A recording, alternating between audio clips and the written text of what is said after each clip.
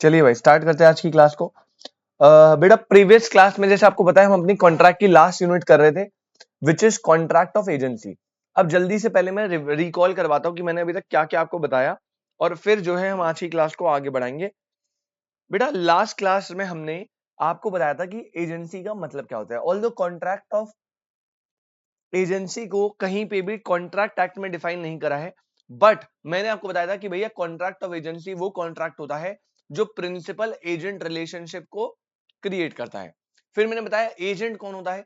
Agent वो व्यक्ति होता है जो दूसरे के बिहाफ पे कोई एक्ट करता है या फिर जो थर्ड पार्टी को दूसरा बन के रिप्रेजेंट करता है।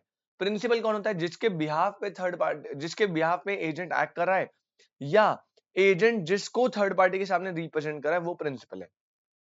आफ्टर दैट मैंने बताया टेस्ट ऑफ एजेंसी क्या होती है कि भैया एजेंट के एक्ट से प्रिंसिपल बाइंड हो रहा है और एजेंट के एक्ट से there is a contractual relationship create हो रहा है between principal and third party.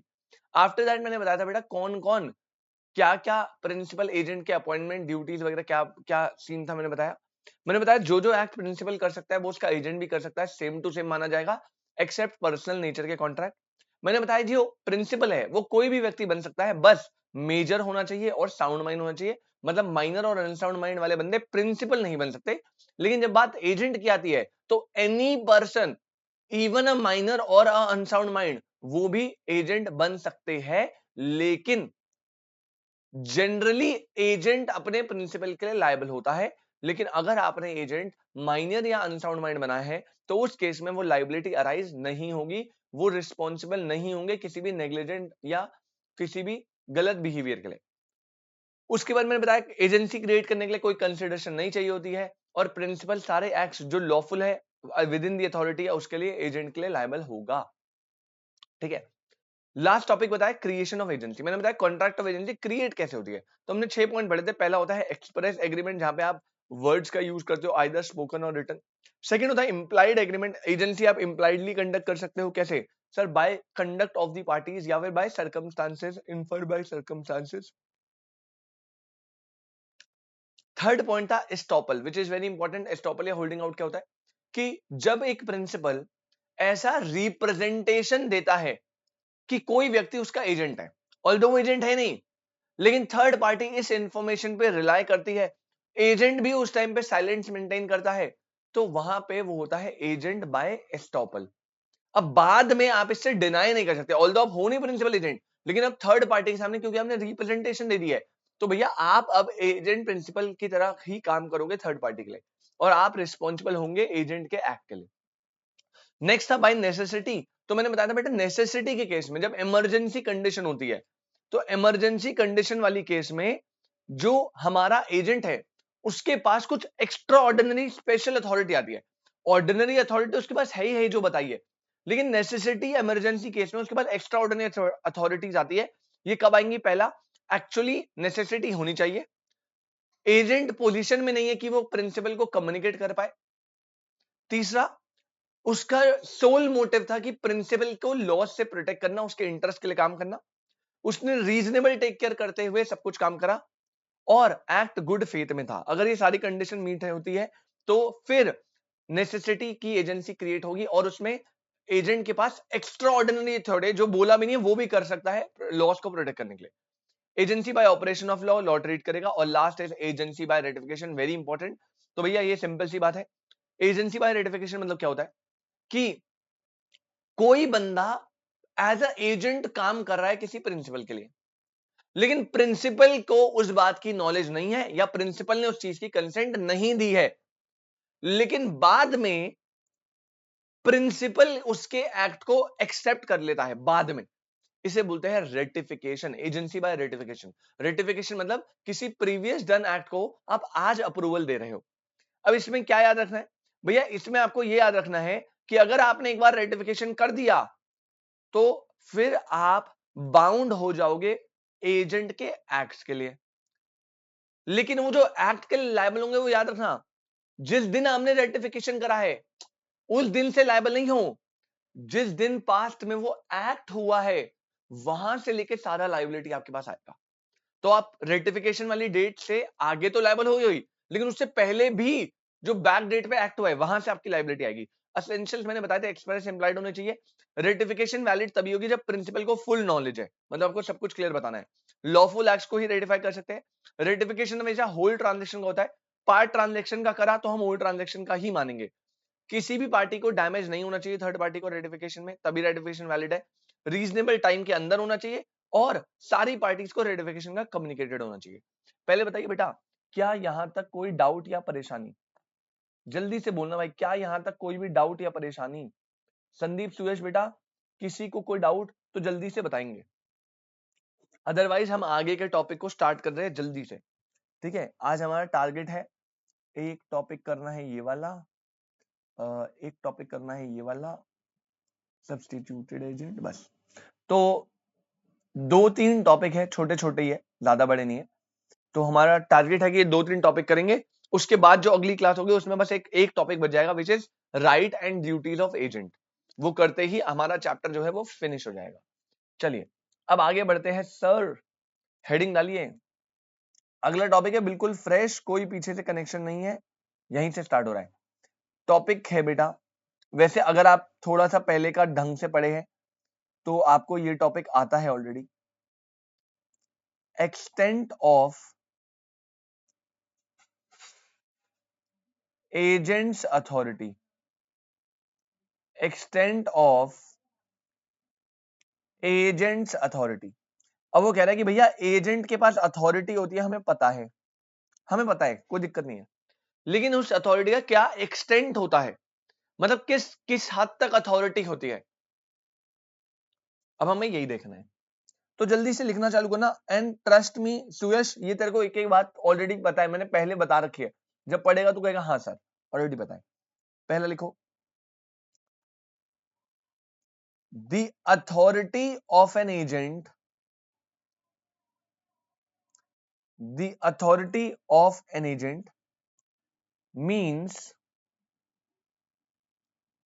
his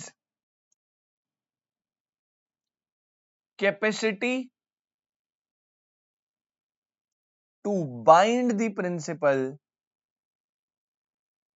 his capacity to bind the principle to third parties। पहले पॉइंट में बोल रहा है बेटा, एजेंट की जो अथॉरिटी है उसका क्या मतलब है, एक्सटेंट ऑफ एजेंट अथॉरिटी का मतलब क्या है कि उसके पास कितनी कैपेसिटी है कि वो प्रिंसिपल को थर्ड पार्टी के लिए बाइंड कर सकता है। जैसे मान लो प्रिंसिपल ने एजेंट को एक पावर दी है, एक पावर कि भाई तुझे बस सेल करनी है, तो ये सिर्फ थर्ड पार्टी को सेल करेगा। तो मतलब इसकी इसकी अथॉरिटी क्या है, इसकी अथॉरिटी का एक्सटेंड बहुत लिमिटेड है।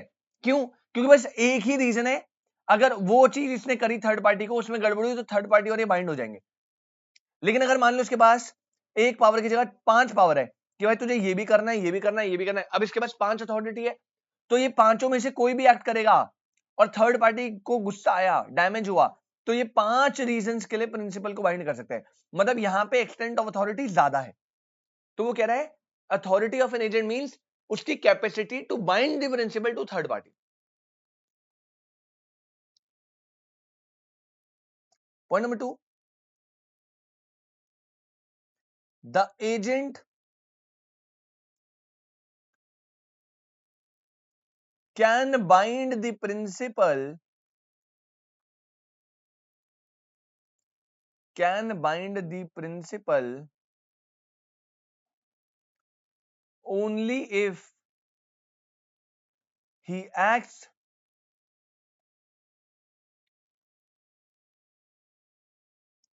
within the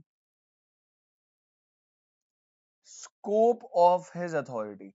ये भी संदीप सुयश आई होप आपको पता हो, एजेंट अपने प्रिंसिपल को बाइंड कर सकता है अगर वो अथॉरिटी के अंदर काम करे तो। लेकिन संदीप सुयश इसका एक एक्सेप्शन है जो मैंने बताया है आपको, क्या आप में से कोई मुझे वो एक्सेप्शन बता सकता है? सेकंड पॉइंट का, एजेंट प्रिंसिपल को बाइंड कर सकता है उन एक्ट ले जो उसके अथॉरिटी के अंदर है, अदरवाइज नहीं। लेकिन इसका एक एक्सेप्शन है, क्या कोई मुझे बताएगा? अगर बता सकते हो तो बता दो, नहीं बता सकते तो नो लिख दो।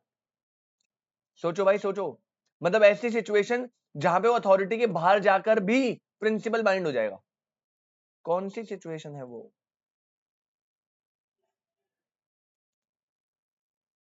No sir. सुयश बेटा कुछ याद आ रहा है? लास्ट क्लास ही पढ़ाया बेटा सर। गुड प्रोटेक्ट, हाँ जी बेटा, ऐसा कुछ बिल्कुल। बेटा उसको नाम मैं दे देता हूं, तुमने सही बताया बेटा, उसका नाम था एजेंसी बाय नेसेसिटी। अरे अगर इमरजेंसी सिचुएशन है, अभी बताया यार, या नेसेसिटी क्रिएट है, गुड्स को लॉस हो सकता है और आपका इंटेंशन है गुड्स के लॉस को प्रोटेक्ट करना प्रिंसिपल को, तो आप फिर उस सिचुएशन में अपनी अथॉरिटी के बियॉन्ड जाकर भी एक्ट कर सकते हो और उसके लिए कोई दिक्कत नहीं है, प्रिंसिपल लायबल होगा। ये बताया था ना, तो भाई याद रखना एक्सेप्शन।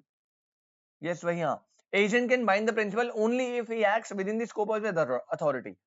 फिर लिखो point number 3, last point, the agent authority, the agent authority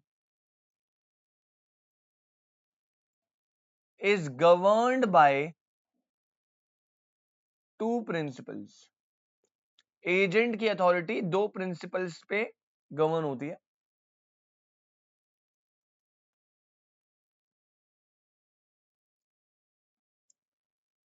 number 1,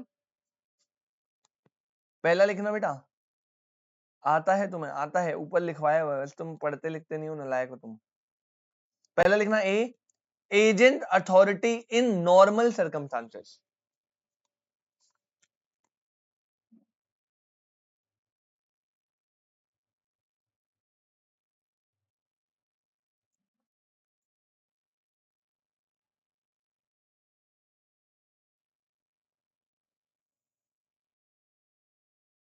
हो गया।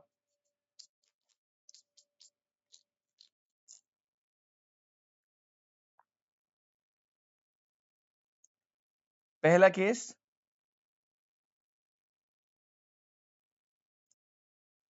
Agents authority in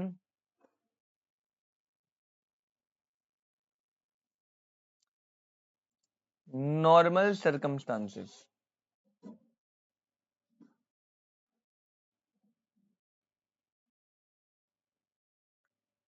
agent authority in normal circumstances, इसमें लिखना बेटा पहला point, an agent having an authority to do an act has authority to do every lawful thing which is necessary in order to do such act, in order to do such act. क्या बोल रहा है, बहुत simple है। Normal circumstances में agent की authority क्या है? अगर एजेंट को प्रिंसिपल ने कोई काम करने की अथॉरिटी दी है, तो कह रहा है एजेंट जो है वो, प्लीज अंडरलाइन करना, कोई भी लॉफुल चीज कर सकता है जो नेसेसरी है उस एक्ट को करने के लिए। मतलब वो काम, जो प्रिंसिपल ने आपको काम दिया है, आप उस काम को करने के लिए कुछ भी कर सकते हो लॉफुल, कुछ भी कर सकते हो लॉफुल, कोई दिक्कत नहीं है, वो काम होना चाहिए, वो आपकी अथॉरिटी है।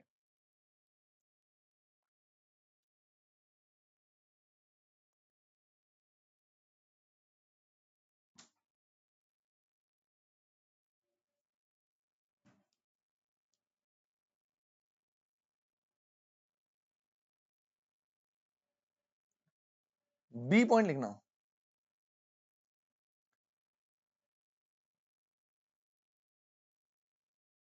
Agents authority in an emergency. बेटा अब इसमें मैं क्या बताऊं, ऊपर नेसेसिटी वाला चिपकाना है पूरा, सेक्शन भी लिख देता हूं, इंपॉर्टेंट है, सेक्शन 189 पूरा नेसेसरी वाला चिपका दोगे, काम हो जाएगा वैसे, ठीक है। लेकिन मैं एक्सप्लेनेशन दे देता हूं आपको। आपको पता है अब ये नॉर्मल सरकमस्टांस नहीं है सुहेश, अब इमरजेंसी है। पहले तो कंडीशन याद रखना, ठीक है ना, मैं साइड में लिख भी देता हूं, ये है एजेंसी बाय नेसेसिटी। भैया अगर कोई इमरजेंसी या नेसेसिटी सिचुएशन है, ठीक है, वो कम्युनिकेट नहीं कर सकता प्रिंसिपल को, गुड्स जो है वो लॉस हो रहे हैं और वो लॉस को प्रोटेक्ट करने के इंटेंशन से गुड फेथ में, तो फिर वो जो अथॉरिटी दी गई है उसके बाहर जाकर भी कुछ भी काम कर सकता है। Agency bye necessity.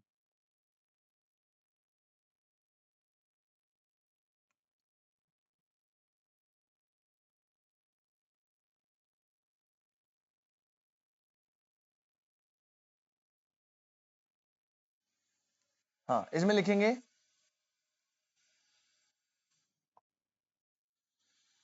An agent has authority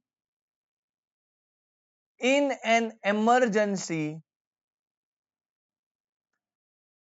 to do all such acts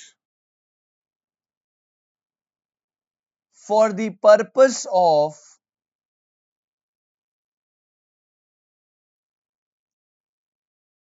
protecting his principal from loss as would be done by a person of ordinary prudence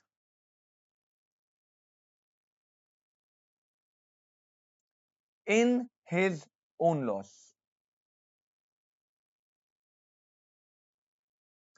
Point number 2, in emergency,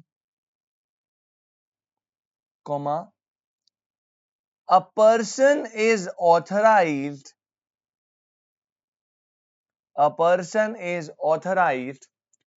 to do what he cannot do in ordinary circumstances. ठीक है भैया, ये बेटा simple सा example है, मैंने बताया emergency में क्या होता है। पहली बात, एजेंट की अथॉरिटी इन इमरजेंसी क्या है? To do all such acts, जिसका पर्पस है प्रोटेक्ट करना प्रिंसिपल के लॉस को, as a man, as a person of ordinary prudence. तो आपको वो सारे काम करने हैं, चाहे वो अथॉरिटी के अंदर है बाहर है, डजंट मैटर, सारे काम करने हैं जो भी मैन ऑफ ऑर्डिनरी प्रूडेंस की तरह आप करोगे प्रिंसिपल के लॉस को प्रोटेक्ट करने के लिए। याद रखना पर्पस ये होना चाहिए। दूसरी बात क्या बोला? इमरजेंसी की सिचुएशन में person is authorised to do what he can not do in ordinary circum, मतलब आपके पास एक्स्ट्रा ऑर्डिनरी अथॉरिटी आ जाती है। जैसे लेट्स अज्यूम, मैं एक एग्जांपल भी दे देता हूं। एग्जांपल के लिए संदीप, बेटा ये है एजेंट,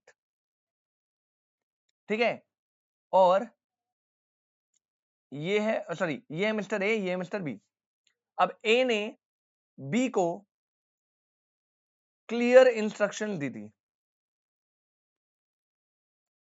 ठीक है, ये दिल्ली में रहते हैं, ये मुंबई में रहते हैं। इन्होंने कंसाइन करे बेटा, कंसाइन मतलब भेजे, ट्रक में भेजे, कंसाइन करे पेरिशेबल गुड्स, ठीक है, इन्होंने कंसाइन करे पेरिशेबल गुड्स मुंबई में। मान लो टोमेटोज, टोमेटोज आपको ना पेरिशेबल नेचर के, तो दिल्ली में ए रहता है, उसने बेटा 1000 केजी ऑफ टोमेटो बी को भेजे मुंबई में, ठीक है। ये कौन है? ये है प्रिंसिपल, ये कौन है? उसका एजेंट। अब जब प्रिंसिपल ने गुड्स भेजे तो उसने क्लियर इंस्ट्रक्शन दी थी, क्लियर इंस्ट्रक्शन, सुन लेना, इंस्ट्रक्शन क्या है, मतलब अथॉरिटी बता रहा है, वो कह रहा है भैया देख, सेल करना है इसे to see at Tamil Nadu,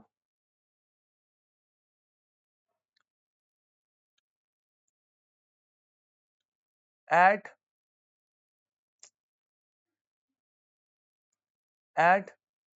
7 days। अब सुयश बेटा ध्यान से सोचियो, गुड्स का नेचर पेरिशेबल है, प्रिंसिपल ने अथॉरिटी दी है कि आपको ये गुड्स सी को बेचने हैं तमिलनाडु में 7 दिन में। लेकिन अब समझ बेटा, समझ भैया, पहली बात गुड्स पेरिशेबल है, मतलब इमरजेंसी सिचुएशन है, नेसेसिटी है, क्योंकि गुड्स को लॉस हो सकता है 110%। बी की इंटेंशन बोनाफाइड है, उसको कुछ नहीं करना, वो गुड फेथ में है, उसने बस देखा भैया ये तो खराब होना चालू होगा एक ही दिन में। अब वो 7वें दिन तक तमिलनाडु वो गुड्स नहीं भेजने का वेट कर सकता, क्योंकि प्रिंसिपल को लॉस हो जाएगा। तो ऑल्दो उसकी अथॉरिटी क्या थी कि उसे गुड्स सी को बेचने हैं, लेकिन यहां पे नेसेसिटी क्रिएट हो गई है, इमरजेंसी क्रिएट हो गई है। अब वो कोई भी काम कर सकता है गुड्स को प्रोटेक्ट करने के लिए, चाहे वो अथॉरिटी में आ रहे हैं या अथॉरिटी के बाहर है। Still it doesn't matter, principal will be liable, क्योंकि यहां पे नेसेसिटी सिचुएशन है। संदीप सूरज समझ आया बेटा? तो एजेंट की अथॉरिटी का एक्सटेंड दो केस में बताया मैंने। पहला, नॉर्मल सर्कमस्टांसेस में क्या है, आपको हर आपको हर वो काम करना है जो अथॉरिटी में आता है, और उसको करने के लिए आप कोई भी लॉफुल एक्ट कर सकते हो। एक मैंने क्या बताया, एजेंट की अथॉरिटी इमरजेंसी सिचुएशन में। यस संदीप बेटा, क्लियर है? तो यहां पे याद रखिएगा इसका कंक्लूजन, बी में sell the goods at any time to anyone if they begins to perish. Yes sir. बढ़िया बेटा, पहला टॉपिक खत्म हो गया, extents of agent's authority. Extent of agent's authority. बेटा कोई डाउट परेशानी तो प्लीज बता दीजिए, अदरवाइज आप जो है एग्जाम्पल के लिए स्पेस छोड़ के स्क्रीनशॉट ले सकते हैं। ये हमारा पहला टॉपिक खत्म हो गया। अब एक दूसरा टॉपिक और है जो ऐसा ही है मॉडरेट, तीसरा वाला छोटू सा है, एकदम छोटू। एग्जाम्पल के लिए बेटा स्पेस छोड़ देना स्क्रीन। अरे यार क्या बकवास करता है कभी कभी।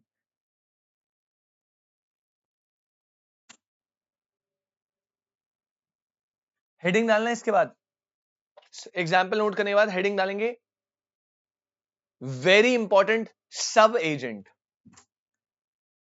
आपको दो कॉन्सेप्ट पढ़ने, एक पढ़ना है सब एजेंट, और इसके बाद ही छोटा सा कॉन्सेप्ट है सब्सटीट्यूटेड एजेंट। पहली बात तो कंफ्यूजन नहीं होना, क्योंकि बच्चे इसमें ना थोड़ा सा कंफ्यूज हो जाते हैं कि सब एजेंट और सब्सटीट्यूट, मतलब वो क्रॉस कर देते हैं, सबको सब्सटीट्यूटेड समझ लेते हैं, सब्सटीट्यूट को सब। वैसे होता क्या, मैं सीधी सी बात बताता हूं एकदम सिंपल रखते हुए।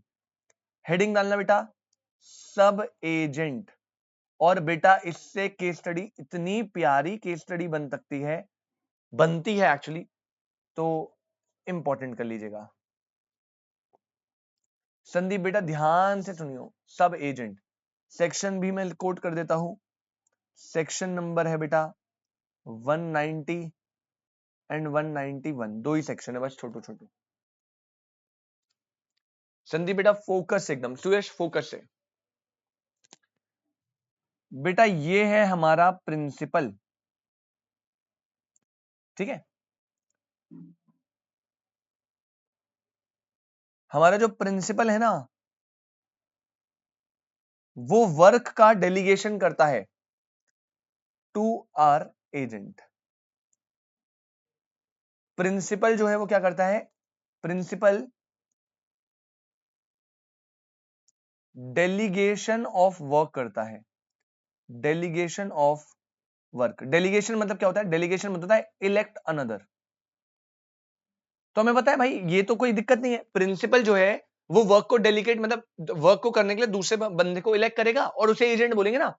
एजेंट कौन था, जो प्रिंसिपल के बिहाफ पे एक्ट करता है।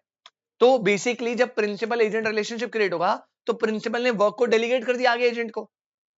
अब सुनना, यहां तक तो कोई दिक्कत नहीं है भाई। क्या प्रिंसिपल डेलीगेशन ऑफ वर्क कर सकता है एजेंट को, यस और no? Answer is absolutely yes, बिल्कुल सर। प्रिंसिपल जो भी काम है वो डेलीगेट करेगा, और एजेंट वो काम करेगा प्रिंसिपल के बिहाफ पे। संदीप कोई दिक्कत बेटा? एक एक पॉइंट पूछता चलूंगा, क्योंकि इंपॉर्टेंट है भाई, कंफ्यूजन नहीं चाहिए कोई भी बात में। No, very good. अब होता क्या है बेटा, मैंने संदीप को बोला संदीप भाई आज से आप मेरे एजेंट हो, याद रखना, मैं प्रिंसिपल तू एजेंट, और मेरे बिहाफ पे तू ये सेल्स करेगा। तो मैंने डेलीगेशन ऑफ वर्क कर दिया, इलेक्ट कर दिया संदीप को कि ये काम करने के लिए। अब संदीप ने काम स्टार्ट करा, एक दिन, दो दिन, तीन दिन, लेकिन जो टारगेट्स है ना, जो जो अचीव होने चाहिए वो अचीव हो नहीं पा रहे। तो यार संदीप की खोपड़ी का संदीप कह रहा है यार ये क्या गड़बड़ है यार, ऐसे ऐसे क्या। संदीप ने क्या करा बेटा, संदीप ने सेल्स अचीव करने के लिए जो वर्क मैंने संदीप को डेलीगेट करा था, वो आगे एजेंट ने, मैं फिर से बता रहा हूं,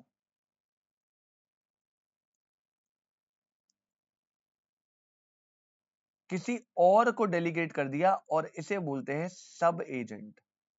मतलब जब कोई एजेंट अपने अंडर एक एजेंट अपॉइंट कर लेता है, एजेंट्स अपॉइंट अनदर एजेंट, तो उस व्यक्ति को बोलते हैं सब एजेंट। इस व्यक्ति को बोलते हैं सब एजेंट। ठीक है, पहली बात तो मैंने पहले तो सब एजेंट का मीनिंग बता दिया आपको।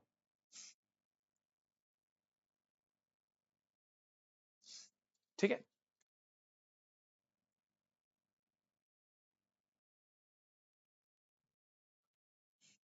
ये क्या हो गया?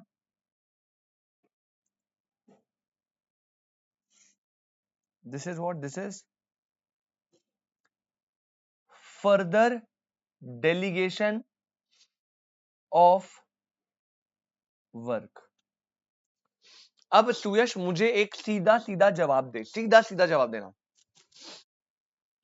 मैंने भरोसा करके संदीप को अपॉइंट करा था, मैंने उसको जज करा था, मैंने उसका कैरेक्टर देखा था, मैंने कहा यार बढ़िया बंदा है, सेल करेगा, पैसे करेगा, कोई गड़बड़ नहीं करेगा।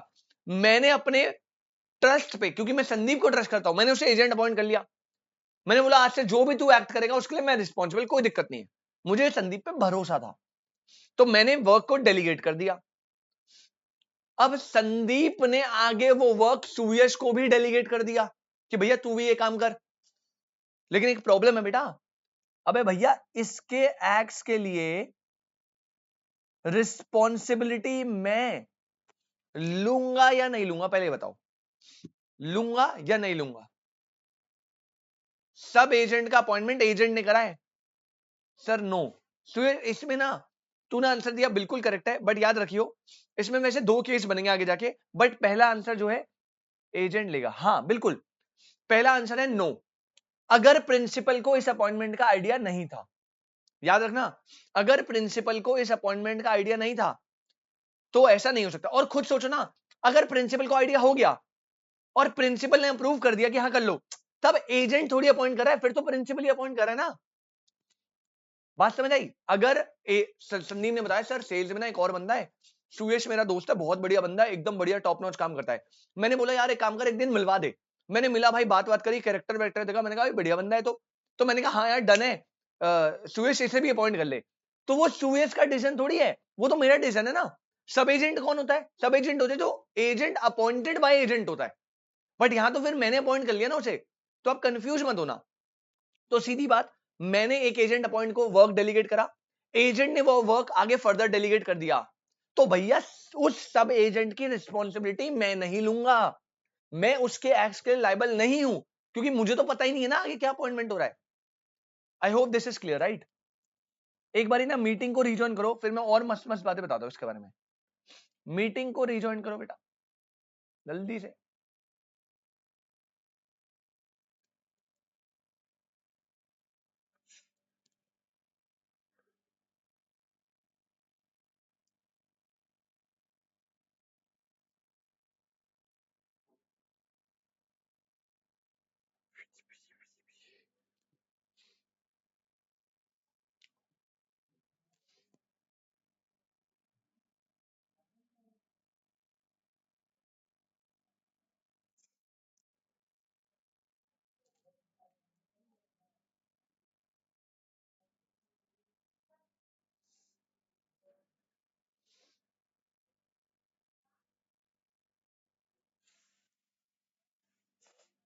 बेटा आवाज आ रही है? एक बारी कंफर्म करिए प्लीज चैट पे। स्क्रीन विजिबल है, आवाज आ रही है? संदीप सुयश चैट पे बताएंगे जल्दी से। Yes sir. चलिए, तो संदीप भाई मैंने क्या बताया, प्रिंसिपल जो है वो एजेंट को वर्क डेलीगेट करेगा। जब एक एजेंट आगे फर्दर एक एजेंट अपॉइंट कर लेता है, दैट इज कॉल्ड सब एजेंसी, सब एजेंट बन जाता है। मतलब आपने वर्क डेलीगेट करा एजेंट को, और एजेंट ने फर्दर डेलीगेशन ऑफ वर्क कर दिया सब एजेंट को। सब एजेंट के एक्ट के लिए अभी मैं अज्यूम कर रहा हूं कि प्रिंसिपल को नहीं पता कि वो अपॉइंट हुआ है, कोई नॉलेज नहीं है, तो सब एजेंट क्या के लिए प्रिंसिपल लायबल नहीं होगा, उसकी कोई रिस्पॉन्सिबिलिटी नहीं है क्योंकि उसने अपॉइंटमेंट करा ही नहीं है। और मजे की बात सुन लो सारे ध्यान से, अभी ये सारी बात मैं कब कर रहा हूं, जब प्रिंसिपल को आइडिया नहीं है, उसको नॉलेज नहीं है अपॉइंटमेंट की। बेटा याद रखना, जो सब एजेंसी होती है ना, जो सब एजेंसी होती है, ये सब एजेंट जो बनाना होता है, ये प्रोसेस नॉट लॉफुल लिख लो आप। सर क्या बोल रहे हो बेटा, सब agent banana is not lawful, मतलब ये वैलिड नहीं है, ये वैलिड नहीं है। सर क्यों? बेटा सीधी बात है ना, आप प्रिंसिपल ने आप पे भरोसा करके वो वर्क डेलीगेट करा है, अब आप आगे जिस पे भरोसा कर रहे हो, क्या प्रिंसिपल को उस पे भरोसा ऐसा जरूरी है? तो क्लियरली बोला हुआ है कि सब एजेंट जो है उसे बनाना लॉफुल नहीं है। क्यों? क्योंकि पता है क्यों? क्योंकि ना जब प्रिंसिपल ने इसे वर्क डेलीगेट करा तो ये हो गया डेलीगेटर, ये हो गया डेलीगेटी, जिसको वर्क डेलीगेट हुआ है। और लैटिन में ये लॉफुल क्यों नहीं है वो बता रहा हूं। लैटिन में एक कॉन्सेप्ट है जिसे बोलते हैं डेलीगेटस नॉन पोटेस्ट डेलीगेयर। अभी कॉन्सेप्ट क्या बोलता है? सुए से बोलता है एक व्यक्ति जिसको वर्क डेलीगेट हुआ है, मतलब एजेंट, वो उस वर्क को फर्दर आगे डेलीगेट नहीं कर सकता। जो डेलीगेटी है, डेलीगेटी कैन नॉट फर्दर डेलीगेट, इसका मतलब यह है डेलीगेटी कैन नॉट फर्दर डेलीगेट। और इसी कॉन्सेप्ट की वजह से सब एजेंट को बनाना अनलॉफुल है, पहले ही बता रहा हूं। अब आपको एक चीज और क्लियर कराओ, कब? जब प्रिंसिपल की अथॉरिटी नहीं है। सर अगर प्रिंसिपल की अथॉरिटी है बेटा, फिर वो किस बात की सब एजेंसी? वो तो प्रिंसिपल डायरेक्टली खुद ही अपॉइंट कर रहा है ना, तो एजेंट थोड़ी अपॉइंट कर रहा है उसे। तब तो भैया सही है, तब तो सब एजेंट लॉफुल भी होगा, क्योंकि वहां पे डेलीगेटी ने नहीं करा ना, वहां पे डेलीगेटर ने ही डायरेक्टली कर दिया। दूसरी बात, वहां पे प्रिंसिपल लायबल भी होगा क्योंकि उसने ही तो अपॉइंटमेंट करा है नॉलेज के साथ। संदीप सुरेश क्या समझ आया? जल्दी बताओ बेटा। यहां पे अपॉइंटमेंट जो हो रहा है, यस संदीप क्लियर है ना बेटा? मैं अभी अज्यूम करते चल रहा हूं कि प्रिंसिपल को नॉलेज नहीं है, तो बेसिक कॉन्सेप्ट सब एजेंट का क्या है? प्रिंसिपल ने वर्क अलोकेट डेलीकेट करा एजेंट को, और जब एक एजेंट आगे फर्दर अपॉइंटमेंट कर देता है एजेंट का, तो दैट इज कॉल्ड सब एजेंट। सब एजेंट जो है वो से बनाना नॉट लॉफुल है, क्योंकि क्या? डेलीगेटस नॉन पोटेस्ट डेलीगेयर, मतलब एक डेलीगेटी वर्क को फर्दर डेलीगेट नहीं कर सकता। ठीक है, अगर नॉलेज है प्रिंसिपल को तो सारी बातें अलग चलेंगी, वो मैं अभी लिखवा दूंगा सारा चीजें। बट पहले हम लिख लेते हैं सेक्शन 190 एंड 191। तो पहले हमारा सेक्शन आता है 191, पहले 191 आता है, तो लिखो बेटा सेक्शन 191 क्या बोलता है, सही से लिखेंगे। A sub agent is a person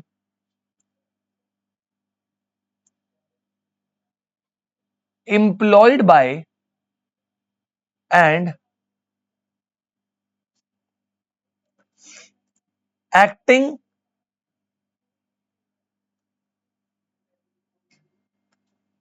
under the control of the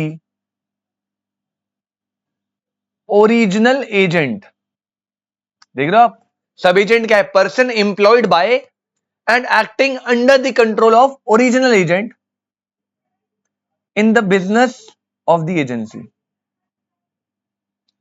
in the business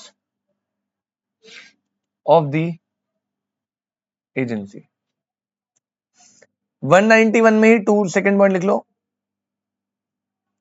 सब agency refers to case where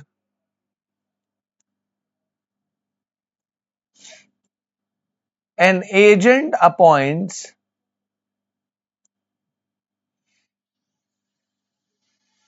another agent। Point number 3, अब ये बेटा सेक्शन 190 ने बोला, सब एजेंसी को डिफाइन कर दिया।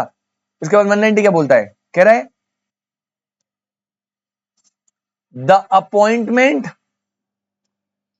of sub-agent is not lawful because the agent is a delegatee. The agent is a delegatee, and a delegatee cannot further delegate. आप वो लैटिन का वो ब्रैकेट में लिख दोगे तो बहुत ही अच्छा है, याद रहे तो। ये भी मैंने बता दिया। एजेंट सब एजेंट बनाना लॉफुल नहीं है क्योंकि एजेंट एक डेलीगेटी है और डेलीगेटी वर्क को आगे डेलीगेट नहीं कर सकता।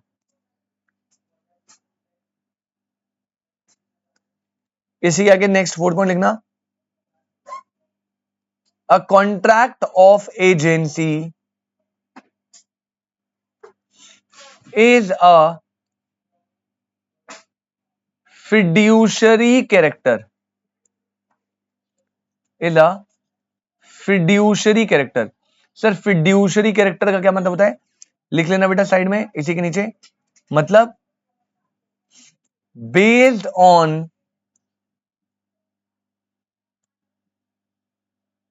The confidence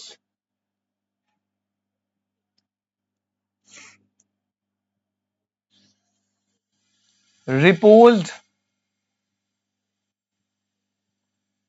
by the principal in the agent.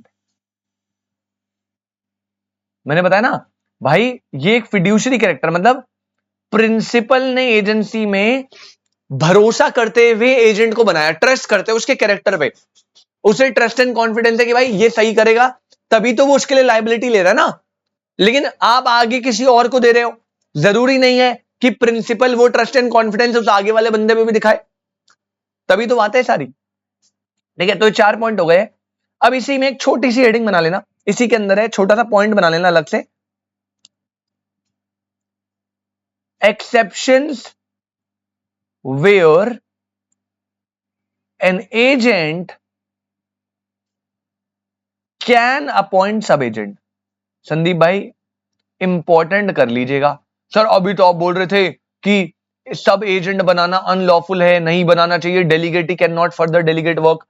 अब आप बड़ी बड़ी बातें करने के बाद एक्सेप्शन बता रहे हो। बेटा यस, देयर आर 3 एक्सेप्शंस जहां पर एजेंट जो है वो सब एजेंट बना सकता है, मतलब यहां पे वो अनलॉफुल नहीं होगा। ठीक है, यहां पे अनलॉफुल नहीं होगा। कौन कौन सा केस है? सिंपल केस है, आप पढ़ोगे लॉजिकली लगेगा आपको। पहला,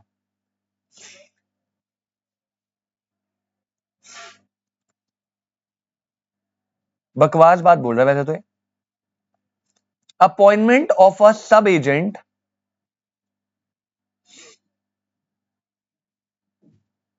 would be valid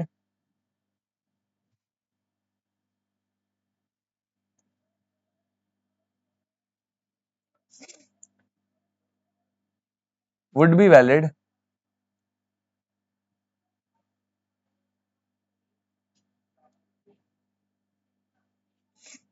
if the terms of appointment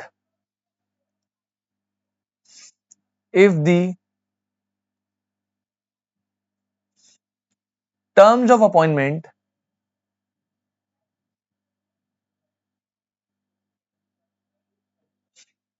originally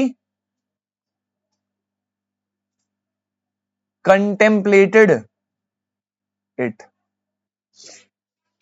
क्या बोल रहा है? कह रहा है भैया अगर जब आप टर्म्स ऑफ अपॉइंटमेंट बना रहे हो, मतलब प्रिंसिपल जो है वो एजेंट के साथ कॉन्ट्रैक्ट ऑफ एजेंसी बना रहा है और उस कॉन्ट्रैक्ट ऑफ एजेंसी में क्लियरली टर्म्स ऑफ अपॉइंटमेंट में लिखा है कि भैया आप सब एजेंट अपॉइंट कर सकते हो, एजेंट ने पहले ही क्लियर कर दिया है, पहले ही नोटिफाई कर दिया है कि भाई मैं एजेंट हूं और मैं सब एजेंट अपॉइंट कर सकता हूं, तो टर्म्स ऑफ अपॉइंटमेंट में अगर ओरिजिनली कंटेम्पलेटेड था ये, तब सब एजेंट का अपॉइंटमेंट वैलिड होगा।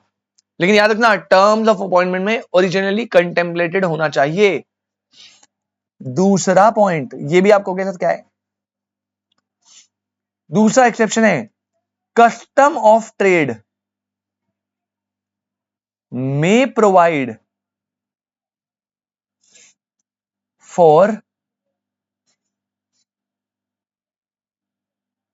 अपॉइंटमेंट ऑफ सब एजेंट। अब बेटा ये ना वर्ड आपको बार बार मिलेगा सेल ऑफ गुड्स एक्ट में तो भर भर के, तो मैं पहले यहां पे इसका मतलब बताता हूं। कस्टम ऑफ ट्रेड का मतलब क्या है,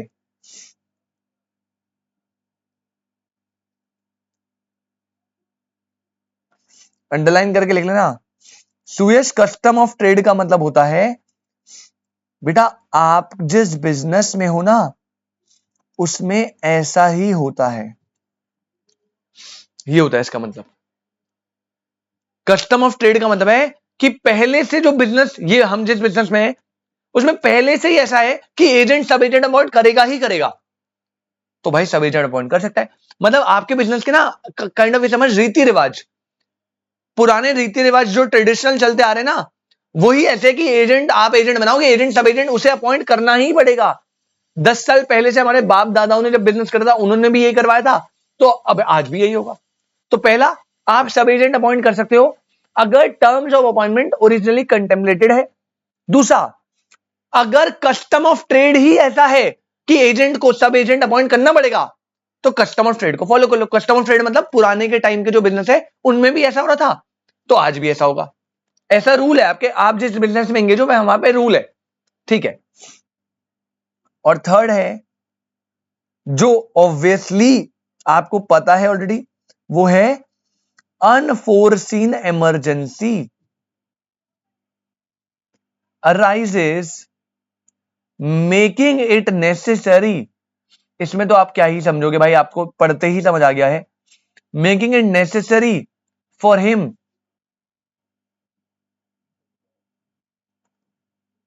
फॉर हिम मतलब to, for agent to delegate the authority. मेरे हिसाब से बेटा आपको ये क्लियर होना चाहिए एकदम 100%, कोई डाउट नहीं होना चाहिए। मतलब अबे भैया कोई इमरजेंसी आ गई जिसकी वजह से नेसेसरी हो गया है कि एजेंट को डेलीगेट करना पड़ेगा सब एजेंट को, कोई चारा नहीं है उसके पास।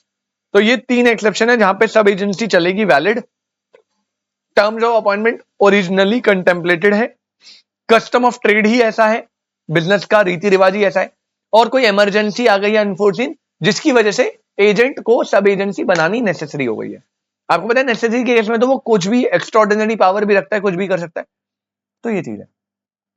पहले बताइए यहां तक कोई दिक्कत जल्दी से यार, भाई जल्दी से बताओ भाई, यहां तक कोई दिक्कत फटाफट, लास्ट टॉपिक एक बच गया वो खत्म कर रहे हैं। संदीप सुयश यहां तक कोई दिक्कत बेटा?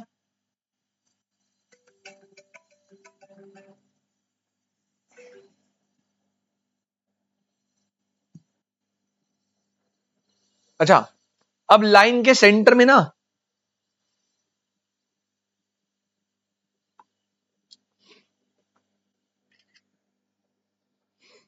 अब लाइन के सेंटर में ना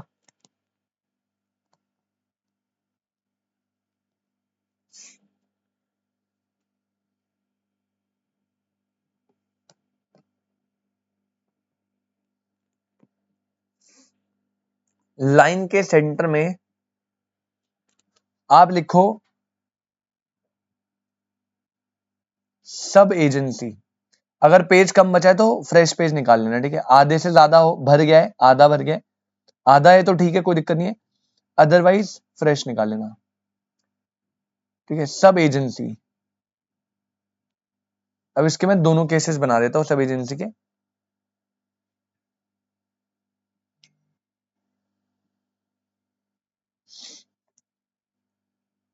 1 2। पहला,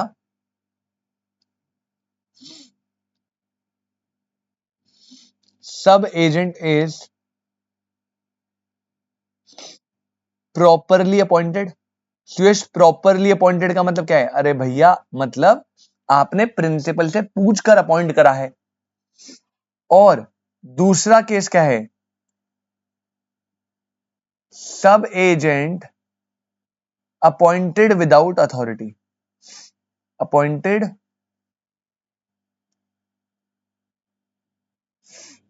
without authority.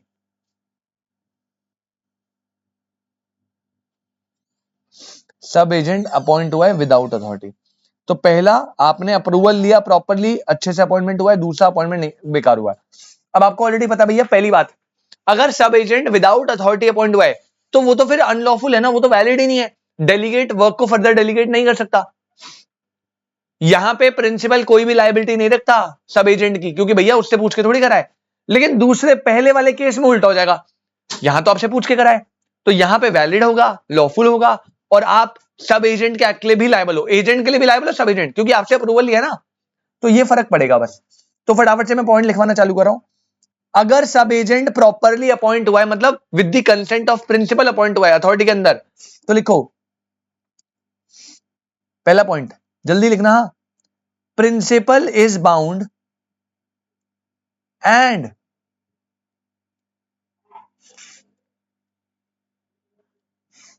Responsible for the acts of sub agent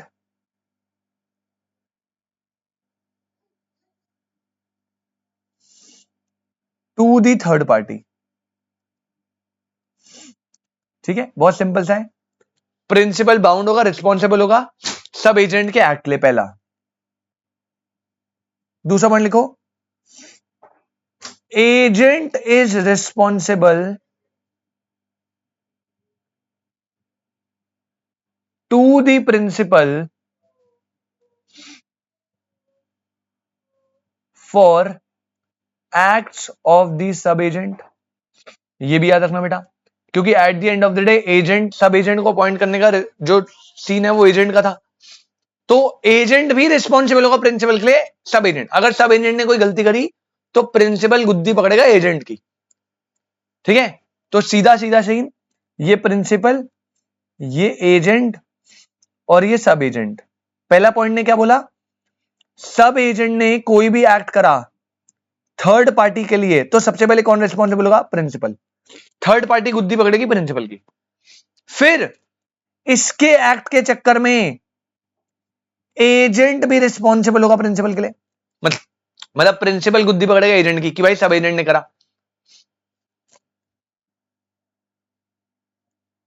और लास्ट पॉइंट लिख लेना बेटा, अगर अपॉइंटमेंट अच्छे से हुआ है, एक एक बात याद रखना केस स्टडी के लिए,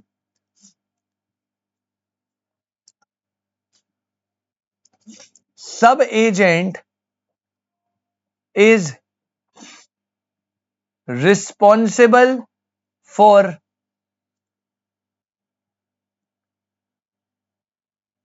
his acts to the agent only, to the agent only, but not to the principal, but not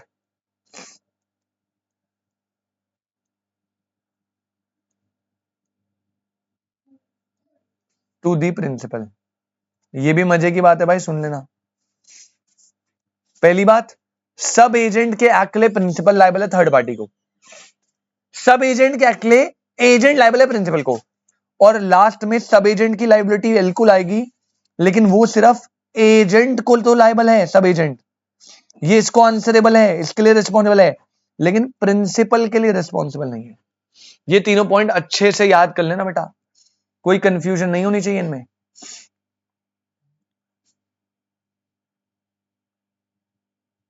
Sandeep Suresh बेटा कोई डाउट? प्रिंसिपल की रिस्पॉन्सिबिलिटी है थर्ड पार्टी के अगेंस्ट सब एजेंट के लिए, एजेंट की रिस्पॉन्सिबिलिटी प्रिंसिपल के सब एजेंट के लिए, और लास्ट सब एजेंट की रिस्पॉन्सिबिलिटी वो सिर्फ आंसरेबल एजेंट को है, प्रिंसिपल को नहीं है। संदीप कोई दिक्कत बेटा? अब अगर अपॉइंटमेंट विदाउट अथॉरिटी है, भाई सीधी बात बेटा, principal is not bound and not responsible for the acts of sub agent to the third party। कुछ भी कलेश हुआ थर्ड पार्टी प्रिंसिपल के पास नहीं आ सकती, प्रिंसिपल कहेगा कौन सब एजेंट, मैंने किसी को अथॉरिटी नहीं दी अपॉइंट करने की। तो वहां पे याद रखना, वहां पे सारी जो वो है रिस्पॉन्सिबिलिटी वो अकेले बच जाती है एजेंट की। एजेंट ही रिस्पॉन्सिबल है थर्ड पार्टी को भी, क्योंकि तूने सब एजेंट अपॉइंट करा है ना, और एजेंट ही रिस्पॉन्सिबल है प्रिंसिपल को भी, दोनों को वही आंसर करेगा। प्रिंसिपल किसी भी चीज के लिए रिस्पॉन्सिबल नहीं है, सब एजेंट के एक्ट के लिए। ठीक है, सीधी बात। तो हम लिख लेते फटाफट, 2 ही पॉइंट है इसमें, जल्दी लिखना। Agent is bound and responsible for the acts of sub-agent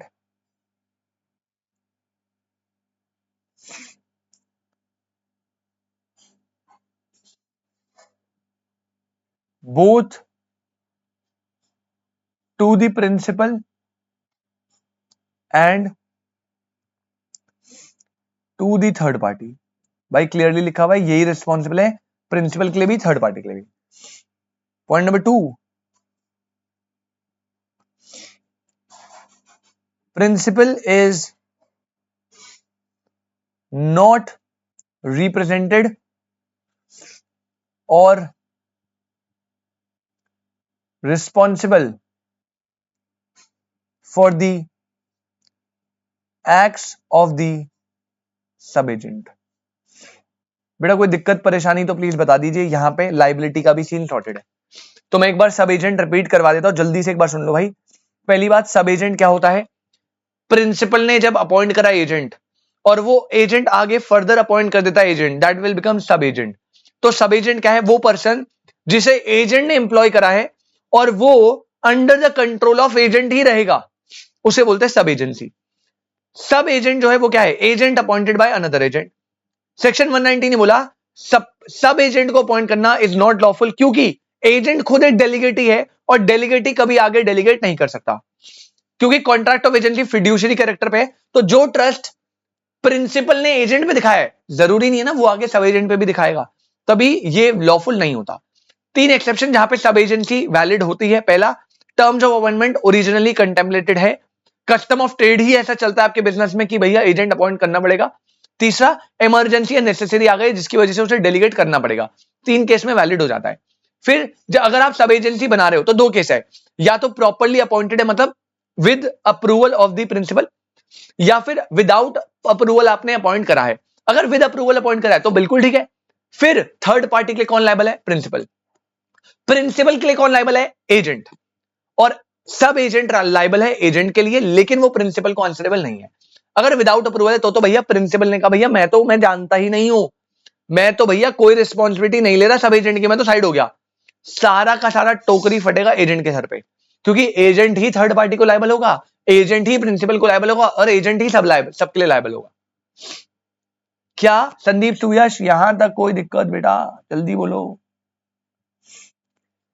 अगर कोई दिक्कत नहीं है तो हम फिर आज की क्लास को यहीं रोकेंगे।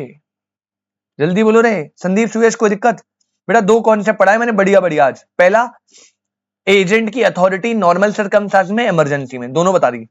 दूसरा, सब एजेंट क्या होता है। ऑल्दो मुझे एक और कॉन्सेप्ट सब्स्टिट्यूटेड एजेंट बनवाना था, बट कोई दिक्कत नहीं, मेरी दूसरी क्लास है तो हमने टाइम को अच्छे से यूटिलाइज करा, थोड़ा थोड़ा करके आगे बढ़ गए। बहुत बढ़िया। अगली क्लास हमारा क्या टॉपिक है मैं बता दो इस चैप्टर में। पहला टॉपिक है substituted agent, which is hardly 10 to 15 minute, ठीक है, 15 मिनट लगेंगे। इसके बाद हमारा एक टॉपिक बचेगा क्या? ड्यूटीज ऑफ एजेंट, और एक टॉपिक बचेगा right of agent. Duty right करते ही हमारा कॉन्ट्रैक्ट ऑफ एजेंसी हो जाएगा खत्म, और हम फिर स्टार्ट करेंगे या तो पार्टनरशिप या फिर नेगोशिएबल इंस्ट्रूमेंट, जो भी सूटेबल लगेगा मेरे को सही करवाना वो। अब आगे के चैप्टर बेटा फटफट होने वाले, और टेस्ट के लिए बिल्कुल प्रिपेयर रहिएगा, टेस्ट आपका जल्दी हो जाएगा। चैप्टर मैंने ऑलरेडी बता दिया, offer acceptance plus consideration plus free consent, ये तीनों का टेस्ट मिला के होगा, तो प्लीज अच्छे से प्रिपेयर रहिए, ठीक है। बाकी आपसे अब हम मिलेंगे कब? सर आपसे मिलेंगे थर्सडे को ऑफलाइन क्लास में, ठीक है। थर्सडे को आपकी क्लास जो है वो 12:30 बजे है, और वो एक ऑफलाइन क्लास है, तो आप मिलेंगे मालवीय नगर में। Thank you so much, tata bye bye, take care. Finally हाँ जी, चलिए मिलते हैं आपसे next class. Most probably Thursday को मैं राइट एंड ड्यूटी खत्म करा के निपटा दूंगा चैप्टर। और टेस्ट के लिए भाई प्रिपेयर रहना, मैंने बहुत पहले बता रखा था, तो मे बी सैटरडे को आपका टेस्ट हो सकता है, मे बी, ठीक है, वरना नेक्स्ट वीक तो फॉर श्योर गारंटेड है ही है। चलिए मिलते हैं आपसे next class, thank you so much, tata bye bye, take care.